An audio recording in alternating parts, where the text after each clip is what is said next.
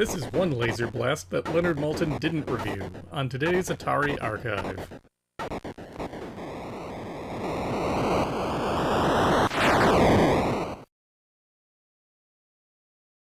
The last two releases we'll be looking at for March 1981 come to us courtesy of Activision. The company's 6 offerings from 1980 were broadly considered to bring a new degree of graphical refinement and interesting subject matter to the VCS, and the developers at the company continued to produce inventive and impressive games in the new year. Case in point is today's release, Laser Blast, which takes the common video game premise of a space-themed shooter and flips it around, resulting in a tricky yet fair challenge. The central conceit of Laser Blast is that this time the player is not defending themselves from enemy vessels, but rather is the attacker going after a planet's defenses. You control a saucer flying around at the top of the screen, firing on defensive tanks with your laser beams while avoiding enemy pot shots yourself. Each wave sees the tanks speed up in their movements and their counterattack timing, and as expected, the goal is to eliminate these enemies and survive as long as possible. Despite space-themed shooters becoming one of the dominant game genres in arcades, where Space Invaders, Galaxian, Asteroids, Defender, and Gorf were all bringing in serious money, very few have appeared on the VCS to this point. Rick Moore's Space Invaders is still the biggest game on the platform, but you'd have to go back to early games like Starship and Space War to find anything remotely similar. With this in mind, Laser Blast in its reversal of fortunes was in a great place and time to become a big hit for Activision. According to a 1984 interview with Activision CEO Jim Levy in the pages of Antic magazine, Laser Blast was one of the company's million-plus sellers, and very likely their first one. Laser Blast comes to us from David Crane, who we last saw with August 1980's Fishing Derby and Dragster. The initial idea came, unsurprisingly, from the lasers that are the centerpiece of the game's interactions. When I corresponded with Crane, he explained that he had been experimenting with the limited display capabilities of the VCS, which is designed for 2-player objects, 2 missile objects, and a ball. Crane realized that he could make a sloped vertical line using the missiles and ball by reusing them in different positions on the screen, resulting in the laser graphic. He then made a moonscape out of gentle, rolling hills, and the enemy targets that roll along on the surface. Moving the moonscape allowed Crane to simulate moving over a planet's surface, which then led to the creation of the enemy waves that get continually more aggressive. From there, it was just a matter of tweaking the AI's timing and accuracy for each wave, and that just is doing a lot of work in that statement too. Crane explained that the difference between an easy game and a hard or just right one comes down to those kinds of tweaks. He ended up at a point where novices had enough time to dodge and react while experts could enter a sort of zen state, and lock themselves into a particular firing rhythm that would allow them to keep going for hours. Finally, much like Activision's Dragster and Skiing before it, Crane allows players to reset the game simply by using the controller. This, he explained, was in response to how quickly players would get killed while learning the game. He remarked that he maybe should have disabled it past a certain point threshold, but it does help keep the players hooked on the game. Indeed, Laser Blast does have a very strong gameplay loop. Enemy tanks take a moment between shots and do a pretty good job of tracking you, to the point where if you don't keep moving, they can pick you off within each vehicle's horizontal firing range. But you must stop moving to actually begin firing your own laser. When you push down on the joystick button, the saucer's laser tube juts out, and during this time you can aim it left or right, or just leave it straight down. Letting go of the button will fire your beam and allow you to move again. This results in players constantly having to evaluate if they can risk firing a shot at the ground before the next laser volley comes back at them. The laser firing sequence also locks in your vertical height as well, at least for a time. While your saucer is ostensibly capable of moving vertically and horizontally, each completed wave raises the floor of how low you can fly until you're stuck at the highest altitude possible. But when you do get shot, your ship doesn't immediately disintegrate. Rather, it begins to fall to the ground, and you still have control over its horizontal movement, allowing you to essentially take out one of the tanks with you.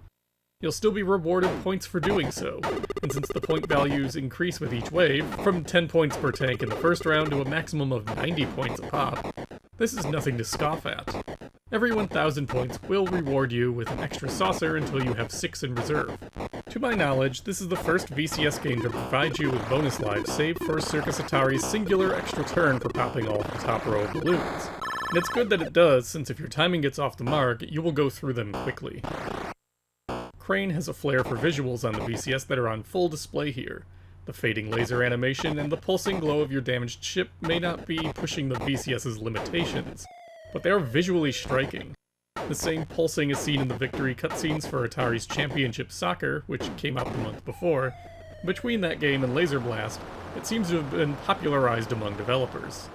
Other games from Activision and additional companies would use the same technique seen here in a variety of contexts for future releases on the platform. Additionally, the saucer has a nice animation of blocks shifting around the center, giving the illusion that your ship is rotating around in place like the stereotypical saucer of a 1950s alien invasion movie. This makes it feel more active than the static base seen in Atari's Space Invaders, or indeed the player vessels in several arcade shooters like Galaxian or Gorf. As mentioned at the start of the video, Laser Blast debuted in March, though an early press release from Activision seems to have provided a more conservative April release date than what actually transpired. The game seems to have been well received, as its million-seller status would suggest. It was spoken of positively in the pages of Electronic Games and in the Arcade Alley column, where it won the runner-up spot for Best Science Fiction Game in the 3rd Annual Archie Awards, and Creative Computing referred to it as one of the best space action games they saw at the Winter CES show that year. David Ahl wrote about it further in the September issue of the magazine, calling it a game of skill and endurance that none of their testing group was particularly good at. That said, he also indicates they were all still having a good time playing it. There are also indications that local stores like Bamberger's held Laser Blast high score competitions in 1981, capitalizing off the game's popularity to sell more VCS units and get people in the doors. Laser Blast would even be a game written up in early strategy guides, which broke down how to achieve 100,000 and 1 million point games. Achieving those scores weren't just for personal record-keeping either. Much like Dragster and skiing, sending in a patch to Activision of a score over 100,000 points would allow a player to receive a high score patch. Since the game doesn't visually indicate the difficulty level, one could achieve this in about 25 minutes on games 3 or 4, or slog it out on the slower game 1. Activision also had a special patch made for anyone who scores 1 million points and took a photo too. Since the game's score counter only has 6 characters, achieving 1 million points rolls the counter over to exclamation marks. And sure enough, the patch received for these scores makes clear your achievement. At difficulty 4, this takes around 2.5 hours and probably something other than the stock controller, unless you want to destroy your wrists. Crane relayed an anecdote from Activision about these photos, as the company's consumer relations department handled all the incoming mail, including high scores. Crane said they would receive as many as 14,000 letters a week to read and respond to. And at one point he was shown a tear-stained letter sent in from a young man who had managed to reach 1 million points, but his arms were so tired by the end of it that he dropped the controller, which then jostled the joystick and reset the game before he could get a photo. The letter included a note from his mother affirming that she saw him do this and asked the company to send him the patch and certificate of success, which Crane said they did. The VCS joysticks aren't terribly comfortable over long periods of intense play, with players having to hold the base while pushing the stick in varying directions. And Laser Blast is one of the games that really shows the weaknesses of its design. But even if you're not aiming for 1 million points, David Ahl was correct to call this a game of endurance. Once you have a rhythm and strategy down for attacking the tanks, you can zone out and keep that pace up for quite a while, though eventually your hands will start to hurt. Get knocked off your routine, however, and you'll burn through your lives in no time. Still, this makes it a game that really would only work in the home. An arcade game needs to be constantly making money, and operators were never thrilled when one player could just sit on a machine for a long time without adding in more coins. At home, though, Crane could keep chucking in those extra lives and keep the player engaged. It's interesting, as one normally thinks about home gaming experiences at this time being short, arcade-style titles, or more complex adventure games. But Laser Blast shows that these can also be games that encourage players to take as long a time to play as they can survive. Laser Blast is also something of a response to those who claim Crane never made violent games. While Crane said he thinks using extreme violence to draw attention is a design weakness, Here is a title he wrote where the player is the aggressor attacking a helpless planet. Even at the time, this was an unusual premise, with very few games taking the same approach, save for obscurities such as Solar Conqueror on the Valley Arcade.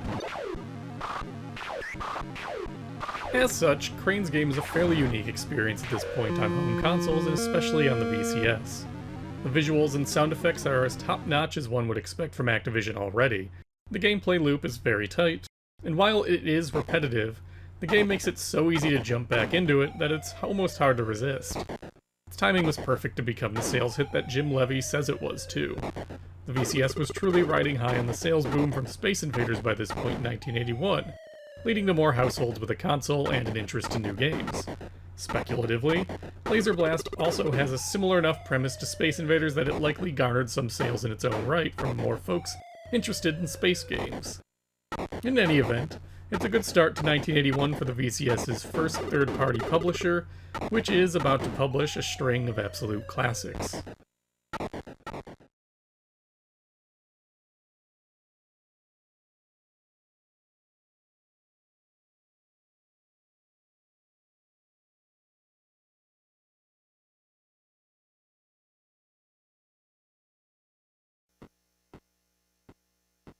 Next time, we revisit a sport from video gaming's early days.